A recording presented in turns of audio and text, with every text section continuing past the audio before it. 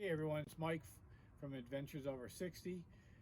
Julie and I just want to thank the subscribers and all those that have given good comments. We really do appreciate everyone. We're kind of overwhelmed actually, over 900 now, but we do thank you. Your encouragement and your suggestions have improved our hike. One of which we can't wait to get started, and we're just a little anxious. We're less than a week away. And we've been watching other hikers that are on the trail, watching them every night. I continue to try to memorize the AWOL guide every night. So we're excited, and we just can't wait to get on the trail. Speaking of which, we thought about just adding a little video here for primarily for our friends and family who will be watching us. They may not be hikers. They're very excited, but just curious on what's going on the Appalachian Trail. So the other night we sat down, Julie and I, and we just put together a small list of hiker terms and slang that, you know, our friends and family might hear and not know what they actually mean. For a lot of you hikers out there, you already got this. But again, we put this together for those that are new to hiking, or primarily, as I said, our friends and family. So we just wanted to go over this list. It's not an all-inclusive list, but it gets us started. So here we go. Nobo and Sobo. Well, Julie and I are Nobos. Nobo means a northbound hiker, Sobo, a southbound hiker. As through hikers, we're going to follow white blazes, and everyone's seen that. They're like 2x6 rectangular blazes. So we're going to be white blazers. But you also, there's a yellow blaze. That's those that are following the roads, on the roads a bunch.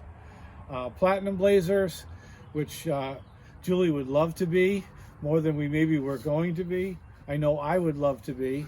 And that's someone who really gets in town as often as possible and kind of lives the high life as they're going. There's also aqua blazing, believe it or not. I haven't seen that too much, but there is a section of trail that parallels a river, and some people can canoe down it rather than walking down it. And to cross the Kennebec River in Maine, you do have to get a ferry across in a canoe. But I don't know if that's aqua blazing, since there's a white stripe in the bottom of the canoe. There's what else we have here? Pink blazing. Pink blazing is generally when guys are following girls a little too aggressively, trying to get relationships and meet women. What I've heard and what I've seen from other women, that's not really encouraged. Any type of relationship, let that go naturally. Blazing are blue blazers. Blue blazers are someone who leaves the trail and follows blue blazes to a shelter, water source, maybe a scenic view, something like that.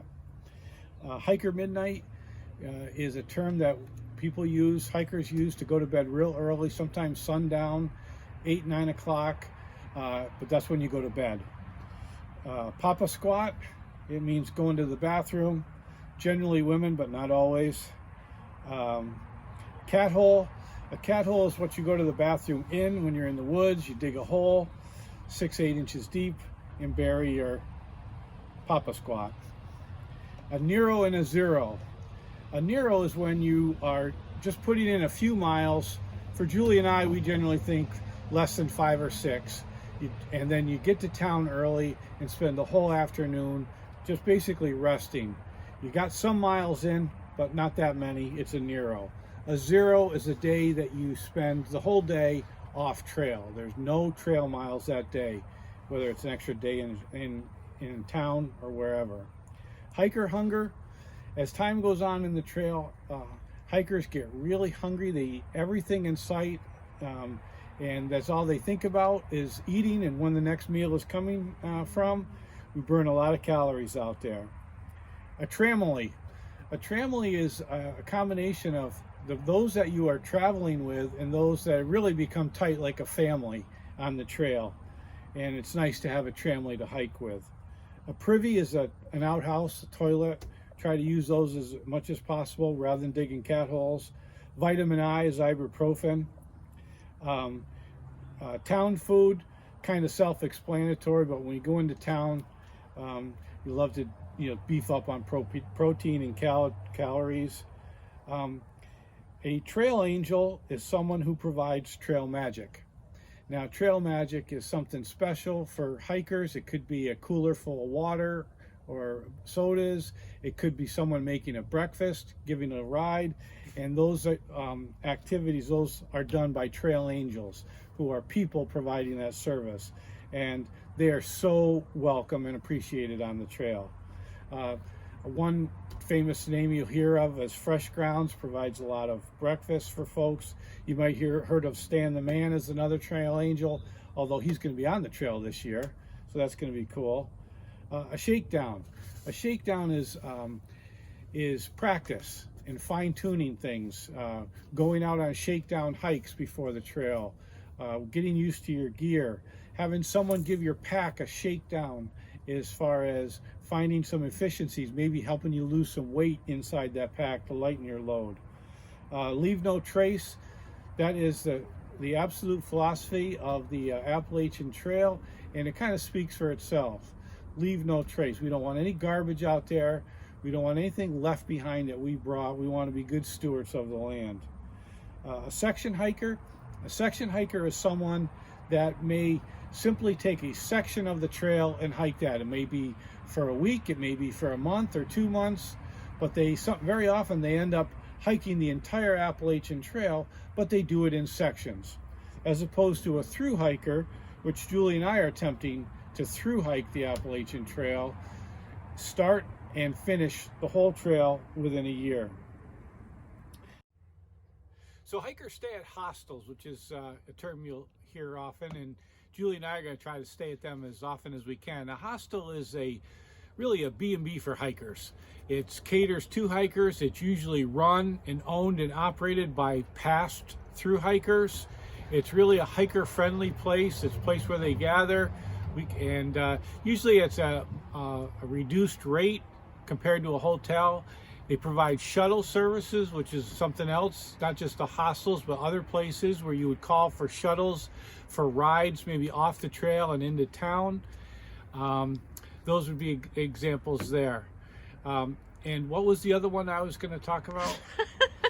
Slack packing. And very often shuttles also provide a slack packing experience. Slack packing is another term, when you do not carry your full pack a section of trail. Maybe someone delivers that to you at the end of the day at wherever you end up. It's a you've already decided where that's going to be, but in the meantime you're probably just carrying a day pack that has what you need. You have what you need for the day. Maybe it only weighs a couple of pounds. That helps save some wear and tear in your body. Trail names. People on the trail have unique trail names to them. You could be hiking with someone for months and months the whole way, never even really know their real name. So people go by trail names. Julie and I, our trail names are coming shortly, and we'll do a video on that. Looking forward to that. A shelter is generally, what we would call a lean-to, a three-sided building that people try to stay in. We're going to try to stay at the shelters, maybe not necessarily sleep in them, but that's where their people are. That's where there's tent sites, water source, privy. On the trail. On the trail, yes. A big mile day. A big mile day, you hear people talk about that, and that's pretty subjective.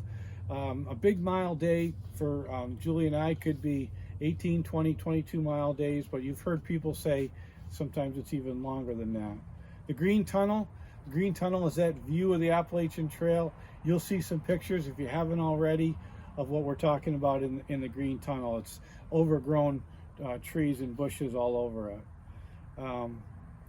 Let's see. Vermud, that's Vermont.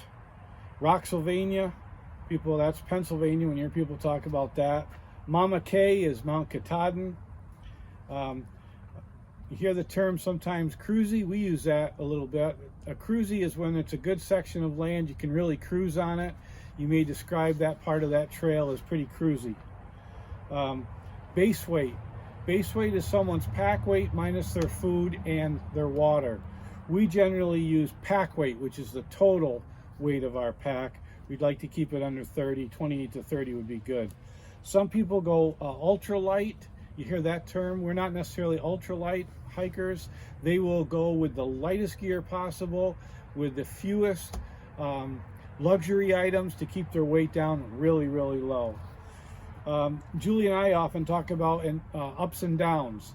An up is an incline and a down is when you are descending down a hill or a mountain. So we'll talk about sometimes we have 2 ups today. Sometimes the downs bother us more than the ups. Just a couple more.